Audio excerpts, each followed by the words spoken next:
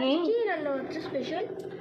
আজকে হচ্ছে বাবা এনেছে, দেখো ভেটকি, এত বড় বড় মাছ, এটা কি মাছ? ভেটকির ফিলেগুলো কি সুন্দর, দেখো কি মোটা মোটা ভেটকির ফিলে এনেছে।